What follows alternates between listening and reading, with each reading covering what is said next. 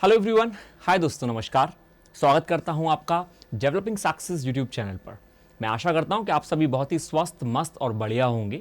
दोस्तों, स्टार्ट करेंगे बिना देरी के हुए आज की इस क्लास को। ये क्लास है आज सब्स्टिट्यूशंस की। जी हाँ, हम लोग एक क्लास कंप्लीट कर चुके हैं जिसमें हमने 1 से लेके 25 तक सब्स्टिट्यूशन किए थे। एंड आई होप कि आप सभी ने रिवाइज भी कर लिए होंगे। यदि नहीं किए तो प्लीज पिछली क्लास को आप जरूर देखिएगा। और स्टार्ट करेंगे इस क्लास को, इधर स्टार्ट करेंगे हम 26 से लेके 50 तक। दोस्तों, हर एक क्लास में हम 25 की सीरीज को करेंगे, जिससे कि हम लोग 300-400 सब्स्टिट्यूशंस हर एक क्लास में 25 करके लर्न कर सकें। और फिर मैं 2-3 क्लास के बाद आपका एक टेस्ट लूंगा, जिसमें आपको दिखाना है कि आपको वो सारे के सारे सब्स्टिट्यूशंस जो हम यहाँ पे कर रहे हैं वो हमें लर्न है। ठीक है, तो चलो आओ बिना देरी के स्टार्ट करेंगे मस्ती के साथ। और फिर लास्ट में एक छोटी सी क्विज है जो आपको लगानी है। आप साथ ही साथ हर एक वर्ड को बहुत ध्यान से पढ़ेंगे और अपने दिमाग में रखते चले जाएंगे। यदि कहीं कोई क्वेश्चन है तो कमेंट बॉक्स में जरूर लिखिएगा। बाकी वीडियो को स्टार्ट करने से पहले एक बार शेयर जरूर कर दें देखने से पहले, राइट। और साथ ही साथ लाइक और चैनल को सब्सक्राइब करना ना भूलें, बिल्कुल कर दें। ठीक है, तो चलो आओ स्टार्ट करते हैं दोस्तों। सब्स्टिट्यूशन नंबर 1 से आप सभी की स्क्रीन पर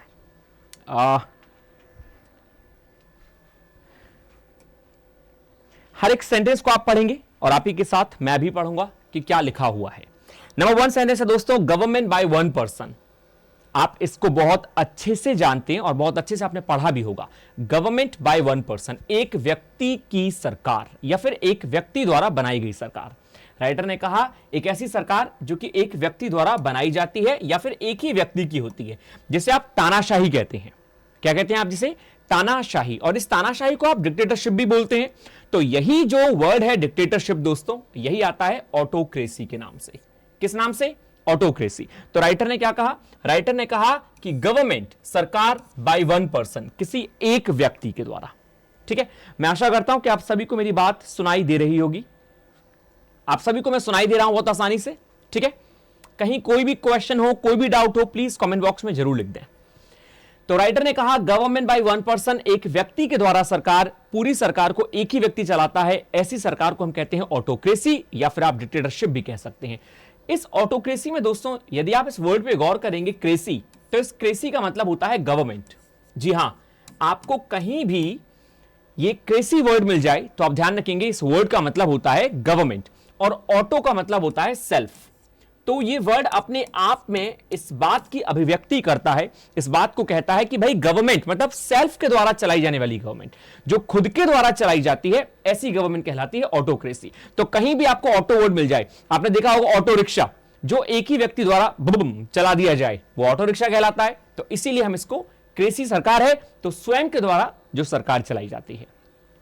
चलिए, सेकेंड है मर्डर ऑफ वन सेल्फ। बहुत ही सिंपल सेंटेंस है, मर्डर ऑफ वन सेल्फ, खुद को ही लुढ़का लेना। ऐसा आपने देखा होगा जब काफी लोग प्रेशर में होते हैं, एक नेगेटिव प्रेशर में कहूंगा, क्योंकि जब आपको कोई चीज नहीं मिल पाती है या आप नहीं पूरी कर पाती हैं तो आप ऐसे थॉट को उत्पन्न कर लेते हैं या फिर ऐसे थॉट उत्पन्न हो जाते हैं।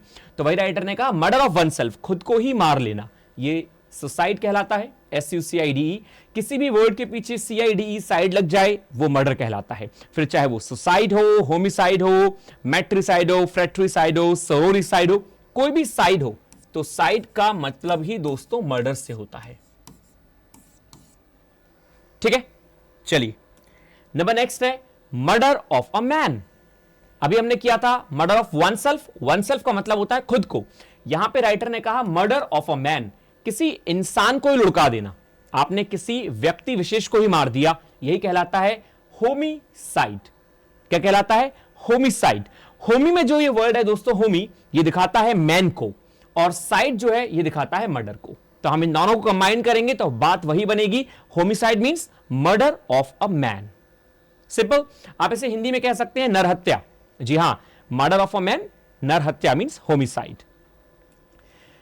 29 है दोस्तों, मर्डर ऑफ ब्रदर। काफी लोग यहां पे सोच रहे होंगे भाई इतने सारे मर्डर कैसे। दोस्तों, हिंदी में कहूं या इंग्लिश में कहूं, जब आप बात लिटरेचर की करते हैं या वन वर्ड सब्स्टिट्यूशन की करते हैं, मतलब अनेक शब्दों के एक शब्द की करते हैं, तो हर एक चीज को एक नाम दिया जाता है। यूं तो मर्डर मर्डर ही कहलाता है, लेकिन किसका मर्डर, जो भी मर्डर है उसको हमने एक पर्टिकुलर नाम दिया, मतलब लैंग्वेज ने एक नाम दिया, तो वो लैंग्वेज के जो नाम है वो हमारे एग्जाम में पूछे जाते हैं। So therefore we have to learn them. So यहां पे राइटर ने कहा मर्डर ऑफ ब्रदर। अब ब्रदर भी तो एक मैन होता है, वो किसी के लिए मैन है तो वो होमिसाइड है, लेकिन किसी ने अपने भाई को ही मार दिया तो वो कहलाता है फ्रैट्रिसाइड। यहां से साइड का मतलब होता है दोस्तों मर्डर, और फ्रैट जो वर्ड है इसका मतलब होता है ब्रदर, तो भाई की हत्या फ्रैट्रिसाइड। आई होप कि आप सबको क्लियर होगा। फ्रैट्रिसाइड जो वर्ड है तो उसमें फ्रैट्रिसाइड में side means murder, frat means brother, तो फ्रैट्रिसाइड मींस क्या हो गया? मर्डर ऑफ ब्रदर, भाई को ही लुढ़का देना। One who runs away from justice और द लॉ, क्या मीनिंग है भाई इसका? बहुत ही सिंपल मीनिंग है। वन हु रन्स अवे, एक व्यक्ति, हु रन्स अवे जो दूर भागता है, फ्रॉम जस्टिस न्याय से, और द लॉ कानून से। एक व्यक्ति जो न्याय और कानून से दूर भागे, जो ये समझे कि यार न्याय और कानून की बात मुझसे मत करो, यार मेरे समझ में नहीं आती है न्याय और कानून की बात, मुझे तो इससे दूर भागने दो। तो वही राइटर ने कहा one who runs away from justice और द लॉ, एक व्यक्ति जो न्याय और कानून से दूर भागता है उसे आप कहते हैं फ्यूजिटिव, FUGITIVE। जी हां, आप इसको अपने कॉमन रोजमर्रा की भाषा में भी यूज कर सकते हैं, अपनी जिंदगी में भी यूज कर सकते हैं। हे देखो वो फ्यूजिटिव है, मतलब भगौड़ा, राइट? तो आप समझ लीजिए कि भारत से जो भाग गया आप उसे फ्यूजिटिव कह सकते हैं। तो वही राइटर ने कहा one who runs away from justice और द लॉ, यहां पे जो न्याय और कानून से दूर भागने के लिए यूज होता है, जो न्याय और कानून को पूछे ही नहीं, जो उससे दूर भागता है, उससे बचने की कोशिश करता है, फ्यूजिटिव कहलाता है। हिंदी में भगौड़ा कहते हैं उसे। ठीक है, क्लियर दोस्तों? मस्ती के साथ कंप्लीट करेंगे और मस्ती के साथ हर एक वर्ड को ध्यान दीजिएगा। One who dies for a noble cause, यहां पे राइटर ने कहा one who dies, one who dies means एक व्यक्ति जो मर जाता है, किसके लिए? फॉर अ नोबल कॉज, एक ऐसे कारण के लिए जो कि नोबल है, ईमानदारी से भरा हुआ कारण है, अपनी ईमानदारी और सत्यनिष्ठा, कर्तव्य परायणता के लिए मर जाता है। One who dies for a noble cause, जो अपनी ईमानदारी सत्यनिष्ठा के लिए मर जाए उसे आप कहते हैं martyr, MARTYR। And the meaning of martyr is शहीद। क्या कहलाता है? The meaning of martyr is शहीद। तो दोस्तों शहीद को आप क्या कहते हैं? मार्टिर। सिंपल। आई होप कि सभी को क्लियर हो रहा है। Everyone sure? चलो, नंबर नेक्स्ट है one who is new to anything. सेनेस ने क्या कहा? One who is new to anything, एक व्यक्ति जो नया है किसी भी चीज के लिए। One who is new, new मतलब नया है, किसके लिए? किसी भी चीज के लिए। एक व्यक्ति जो किसी भी चीज के लिए नया है उसे कहते हैं नया नवेला, और वो नया नवेला कहलाता है novice and टायरो। NOVICE, novice and टायरो, right? ये कोई टायर नहीं है कि MRF का और C8 का, ये टायरो है जिसका मतलब होता है नया नवेला या फिर नोविस। इसी को आप दोस्तों अप्रेंटिस के नाम से भी जानते हैं, आपने सुना होगा।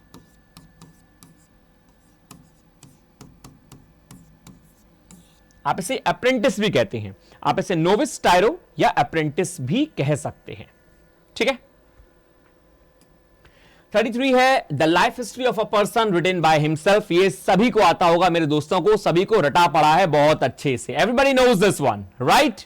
सो what does it mean? The life history, जीवन परिचय ऑफ अ पर्सन, किसी व्यक्ति का, रिटन बाय हिमसेल्फ, जो उसके खुद के द्वारा लिखा गया है।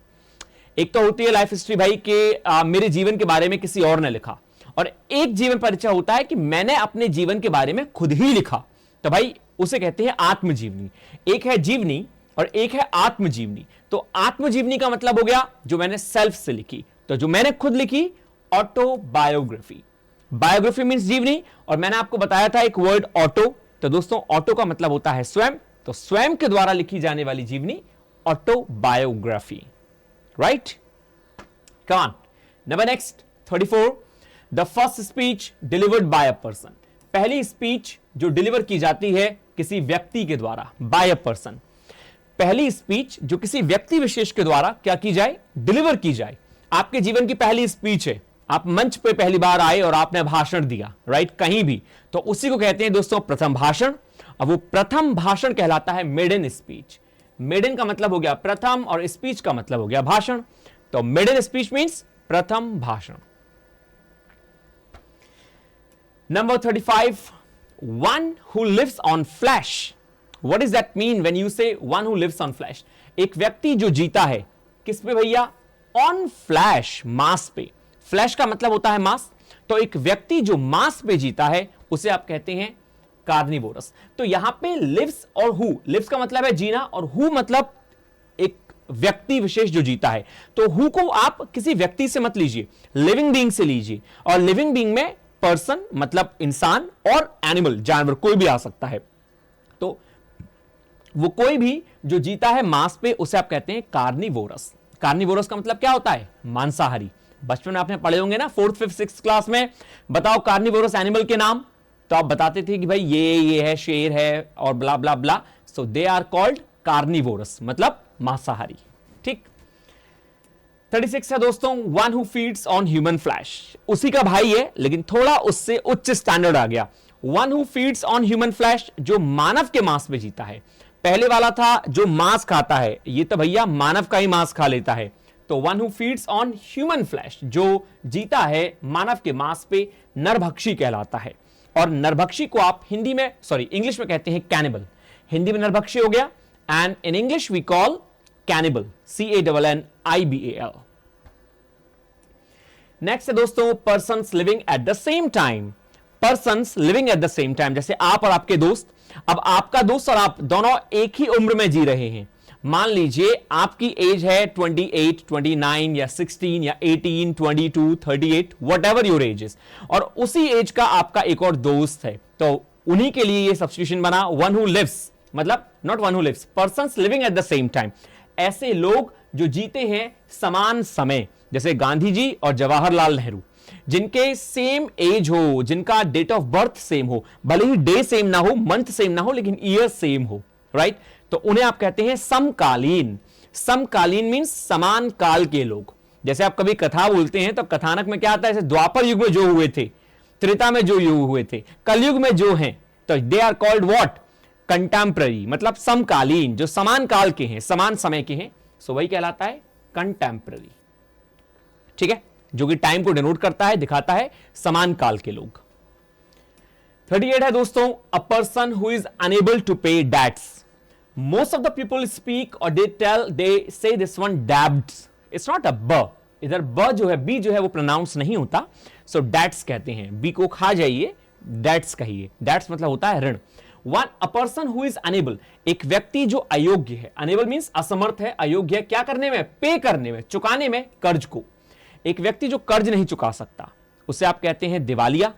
किसी ने रुपए लिए लेकिन वो किसी कारणवश अपना कर्ज चुका नहीं सका तो उसे बोलते हैं दिवालिया। और वो दिवालिया जो होता है वो दो वर्ड में कहलाता है। एक होता है इंसॉल्वेंट, यदि आप कॉमर्स से बिलोंग करते हैं तो आपने जरूर सुना होगा, बहुत ही सिंपल है। और सेकेंड है बैंकक्रप्ट, राइट? प्रोफेशनल बैंकक्रप्ट कहलाता है, कॉमर्स की लैंग्वेज में इनसॉल्वेंट दिवालिया कहलाता है। ठीक है, आपको मुझे कमेंट बॉक्स में लिख के बताना है कि इन दोनों में गूढ़ अंतर क्या है, मींस दोनों में रूट डिफरेंस क्या है, दोनों में भी डिफरेंस है। तो आप में से कोई भी मुझे बताएगा कि इंसॉल्वेंट और बैंकक्रप्ट दोनों का मतलब दिवालिया होता है, लेकिन किस वर्ड को कब और कैसे यूज किया जाता है, राइट? ये आपका होमवर्क है, मुझे लिखेंगे कमेंट बॉक्स में। 39, a sound that can not be heard, एक ऐसा साउंड जो सुना नहीं जा सकता। आपने फिजिक्स में पढ़ा होगा, ऐसे काफी जानवर होते हैं जिनका साउंड आप सुन नहीं सकते। A sound that can not be heard is called inaudible. Inaudible का मीनिंग हो गया अश्रव्य। अश्रव्य मींस एक ऐसा साउंड जो आप सुन नहीं सकते, इनऑडिबल। ऑडिबल मींस सुना जा सकने योग्य, इन लगा गया, इनऑडिबल जो नहीं सुना जा सकता। That can not be easily approached, that can not be easily approached, जिस तक आप आसानी से अप्रोच ना लगा सकें। ऐसी कोई भी चीज या ऐसी कोई भी जगह या कोई भी व्यक्ति जिस पे आप अप्रोच नहीं लगा सकते, that can not be easily approached is called इनएसेसिबल। INACCESSIBLE, इनएसेसिबल means जिस तक आप आसानी से पहुंच ना सकें। चाहे आप चंद्रमा की बात कहें और फिर चाहे आप हमारे माननीय नरेंद्र मोदी जी की बात कहें, कहीं भी जिन तक आप आसानी से ना पहुंच सकें, चाहे आप अमेरिका कहें और कहीं भी जहां पे आप आसानी से, जहां आपको मशक्कत बहुत करनी पड़े, मुद्दतें लग जाएं, तो ऐसी जगह, ऐसे लोग, ऐसी चीजें कहलाते हैं इनएसेसिबल। यहां ये जो वर्ड है दोस्तों एसेसिबल, एसेसिबल का मतलब होता है जिस पे आप अपनी पहुंच बना सकते हैं। इन यूज कर दिया मतलब आप नहीं बना सकते आसानी से। एक वर्ड आपने सुना होगा एक्सेस, ACCESS। एक्सेस मतलब पहुंच, राइट। एक्सेसिबल, एबल लग गया पहुंचने योग्य, इनएक्सेसिबल ना पहुंचने योग्य। 41 है गवर्नमेंट बाय रिलीजियस प्रिंसिपल्स। अरे भैया ये कौन सी सरकार है? जी हां, ऐसी भी सरकारें होती हैं। एक ऐसी सरकार जो कि धार्मिक लोगों के द्वारा बनाई गई है, धार्मिक उद्देश्यों के लिए बनाई गई है। भाई एक सरकार का गठन हुआ और सरकार में जो चुना गया वो बड़ा धार्मिक इंसान था, बड़ा पुजारी टाइप का था, तो वो धार्मिक सरकार कहलाएगी। गवर्नमेंट सरकार बाय रिलीजियस प्रिंसिपल्स, धार्मिक सिद्धांतों के द्वारा बनाई जाने वाली सरकार कहलाती है थियोक्रेसी। यहां सेम वही वाली बात है। थियो का मतलब हो गया धर्म, रिलीजन, और क्रेसी का मतलब हो गया गवर्नमेंट। तो थियोक्रेसी मतलब धार्मिक सरकार। क्लियर? चलो 42 वायोलेटिंग और प्रोफेनिंग रिलीजियस थिंग्स और प्लेसेस। दोस्तों the meaning of violet is उल्लंघन करना, उल्लंघन करना, हिंसात्मकता अपना लेना, तोड़ना फोड़ना। और प्रोफेन, प्रोफेन का मतलब होता है दूषित कर देना, पॉल्यूट करना, करप्ट कर देना। हिंसात्मकता अपना लेना, तोड़फोड़ करना या दूषित कर देना धार्मिक चीजों को और स्थानों को, धार्मिक स्थानों पे उद्दंडता करना, उनके संग छेड़खानी करना, उनको तोड़ना फोड़ना, ऐसी चीजों को कहते हैं धार्मिक अपमान। और यही धार्मिक अपमान कहलाता है सैक्रिलेज। जी हां, प्रोनाउंसिएशन है सैक्रिलेज, राइट। सैक्रिलेज का मींस क्या हो गया? धार्मिक अपमान करना, चाहे वो किसी के भी धर्म से रिलेट होता हो, लेकिन धार्मिक स्थानों को क्षतिग्रस्त करना या धार्मिक चीजों के लिए अपशब्द बोला जाना is called sacrilege. 43 incapable of being corrected. Incapable, अयोग्यता ऑफ बीइंग करेक्टेड, सही किए जाने की। मतलब कोई भी ऐसी चीज जिसे आप सही कर ही नहीं सकते, अब वो सही हो ही नहीं सकती किसी भी कंडीशन में। तो वही राइटर ने कहा इनकैपेबल ऑफ बीइंग करेक्टेड, जिससे आप सही नहीं कर सकते, इज कॉल्ड इनकरेजिबल। INCORRIGIBLE। इनकरेजिबल का मतलब हो गया जिससे हम सही ना कर सकें। Incorrigible means which can not be corrected. ठीक। 44 ने कहा इनकैपेबल ऑफ बीइंग रिपेयर्ड। बस वर्ड का डिफरेंस है, बाकी सब सेम है। इनकैपेबल, अयोग्यता, ऑफ बीइंग रिपेयर्ड, किसी भी चीज को रिपेयर करने की। जब आप किसी भी चीज को रिपेयर ना कर सकें, किसी भी चीज को आप ठीक ना कर सकें, रिपेयर ना कर सकें, तो यही कहलाता है इररिपेयरेबल। इररिपेयरेबल मींस जिसे आप रिपेयर नहीं कर सकते, जिसे आप ठीक नहीं कर सकते। ठीक है। 45 ने कहा incapable of being read. Incapable of being read, जिसे आप पढ़ नहीं सकते, जो ना पढ़ा जा सकने योग्य हो। डॉक्टर्स की राइटिंग होगी, अब तो खैर डॉक्टर्स की राइटिंग समझ में आती है, लेकिन पहले तो काफी ऐसी होती थी और शायद अभी भी ऐसी राइटिंग होती है, बहुत ही कर्सिव राइटिंग कहूं या फिर कैसी भी राइटिंग जो आप पढ़ नहीं सकते। वो किसी की भी हो सकती है, चाहे फिर वो प्रोफेसर हो, चाहे डॉक्टर्स हो, इंजीनियर्स हो, what whosoever, right. So those are called what? Incapable, अयोग्य होना, ऑफ बीइंग रीड, पढ़ने में, इज कॉल्ड इलेजिबल मींस अपठनीय। अपठनीय मतलब जिसे आप पढ़ ना सकें, इनकैपेबल ऑफ बीइंग रीड। ठीक है। इलेजिबल मींस अपठनीय, जिसे पढ़ा नहीं जा सकता।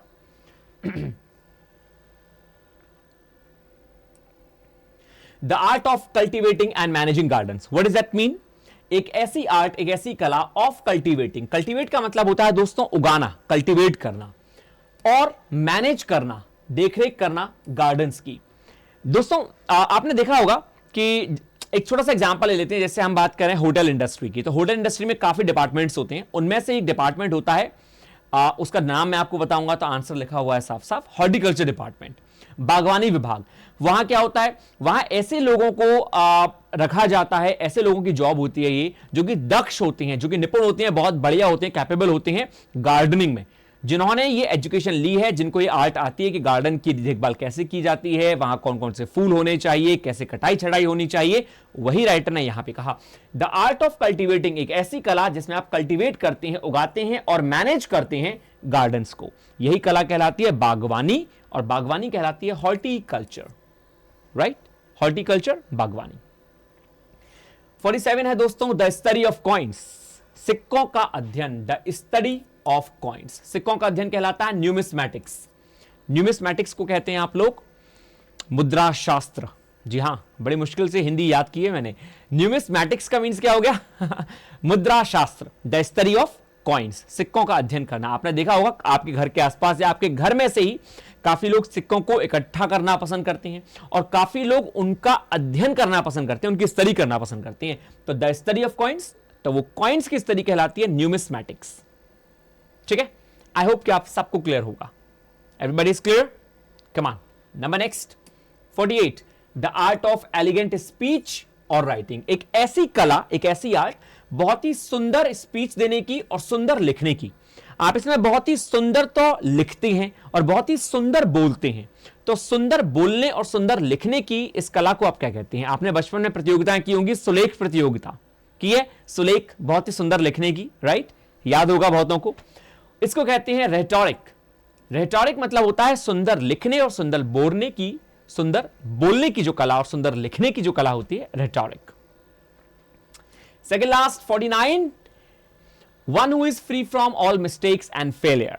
What does that mean? One, एक व्यक्ति, हु इज फ्री, जो फ्री है, जो स्वतंत्र है, फ्रॉम, किससे? ऑल मिस्टेक्स, सभी गलतियों से और असफलताओं से, फेलियर से। राइटर ने क्या कहा यहां पे दोस्तों? राइटर ने बहुत ही सिंपल लैंग्वेज में एक ही बात कही, one who is free from, एक व्यक्ति जो बिल्कुल फ्री है सभी गलतियों और सभी असफलताओं से। वो कोई भी गलती करे, कितना भी असफल हो जाए, उससे कोई कुछ नहीं कहता। ऐसे कौन से लोग होते हैं? आप थोड़ा सोचिए और मुझे बताइए, ऐसे वो कौन से लोग हैं जो कोई भी गलती करें या कितने भी असफल हो जाएं, उनसे कोई कुछ कहता नहीं है? तो वही राइटर ने कहा कि one who is free from all mistakes and failure. दोस्तों, जैसे कि बड़े बूढ़े, अब बड़े बूढ़ों से कोई गलती हो जाए तो आप उनसे कुछ कहेंगे क्या? नहीं। छोटे बच्चे जो बहुत छोटे होते हैं, आप खाना खा रहे हैं, वो आपके खाने पे कूद गए, तो आप उनको मारेंगे क्या? वो अबोध हैं यार। और ऐसे पागल लोग जो बहुत पागल हैं, जिनको पता नहीं है वो क्या कर रहे हैं, तो उन्हीं के लिए सब्स्टिट्यूशन बना one who is free from, जो बिल्कुल ही स्वतंत्र हैं, फ्री हैं, चाहे वो कोई भी गलती कर दें या कितने भी असफल हो जाएं। ऐसों को बोलते हैं क्षम्य, और वही क्षम्य कहलाते हैं इनफॉलेबल। इनफॉलेबल मींस जिन्हें आप माफ कर दें किसी भी गलती पे या किसी भी असफलता पे। ठीक है, एंड द लास्ट नंबर 50 दोस्तों, one who does not take any intoxic drink. Intoxic का मतलब आप जानते हैं अल्कोहलिक ड्रिंक, एक ऐसा जहर जो लोग लेना बड़ा पसंद करते हैं, राइट। एक ऐसा जहर जो कि इंटॉक्सिक होता है, जो मदोन्मत्त कर देता है, आपको नशे में ले आता है। तो भाई राइटर ने कहा one who does not take, एक व्यक्ति जो नहीं लेता है किसी भी प्रकार के नशीले पदार्थ का, नशीली ड्रिंक का सेवन नहीं करता।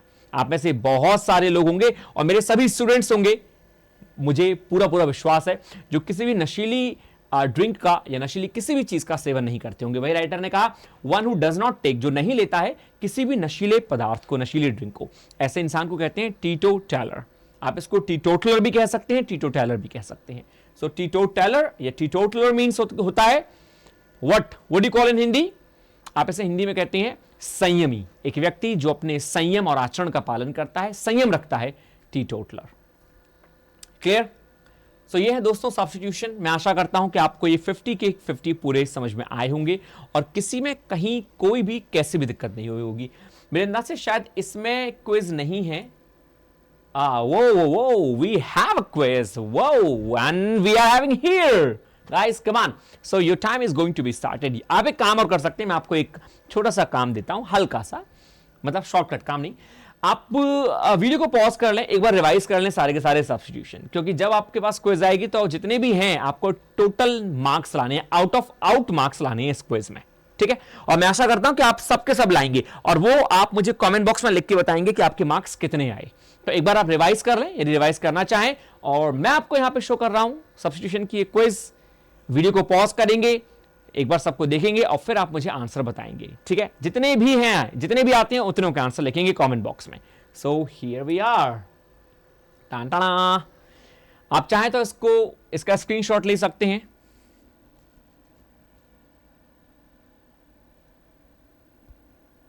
वीडियो को पॉज कर सकते हैं। मेरे अंदाज से हर एक चीज क्लियर होगी आपको यहां पे, अंदाज सच, ठीक है। एक बार मैं आपके लिए पढ़ देता हूं फिर भी। इंसॉल्वेंट पूछा गया है ABCDEFGHIJ, ये है दोस्तों मैच द फॉलोइंग। आपको इनको इनसे मैच करना है। इंसॉल्वेंट का आंसर इनमें से कौन सा है, इनएक्सेसिबल कौन सा है, हमने सब पढ़े हैं। फास्टिडियस, फेनेटिक, क्यूरेटर, अच्छा ये हमारी पिछली क्लास के भी हैं। यहां पे पिछली क्लास में हमने पढ़ा था क्यूरेटर, लैक्सिकोग्राफर, राइट, फास्टिडियस। तो आपको बात मालूम होना चाहिए, नहीं तो आप पिछली क्लास को जरूर देख लें एक बार, तुक्का फजीती ना करें। यहां पे फ्रेट्रिसाइट, ऑटोक्रेसी, एंथ्रोपोलॉजिस्ट और कैनिबल, ये 10 है तो मुझे कौन बताएगा कि किसके आंसर क्या होने चाहिए और फिर 10 आउट ऑफ 10 किसके मार्क्स आते हैं? लेट मी नो, जल्दी बताएं मुझे, ठीक है, कमेंट बॉक्स में लिख के। फिनिश करते हैं दोस्तों आज की इस क्लास को यहीं पे। मैं आशा करता हूं कि आपको ये क्लास बहुत बहुत बहुत अच्छी लगी होगी। यदि अच्छी लगी है तो कमेंट बॉक्स में जरूर लिखें। बाकी आप मुझसे और क्या चाहते हैं please write it down to me. Video को शेयर करना ना भूलें, शेयर जितना ज़्यादा कर सको दबा के उतना शेयर करो, चाहे आप इंस्टा पे हैं, फेसबुक पे हैं, ट्विटर पे हैं, कहाँ भी जहाँ भी हैं, किसी दूसरे नक्षत्र पे भी हैं, वहाँ भी आप इसे शेयर करें। That's for all. आपका ये प्यार बहुत बड़ा प्यार है दोस्तों। Thank you, take care of yourself, पढ़ते रहें, मस्त रहें, आबाद रहें। Stay happy, stay healthy and stay hungry. नमस्कार।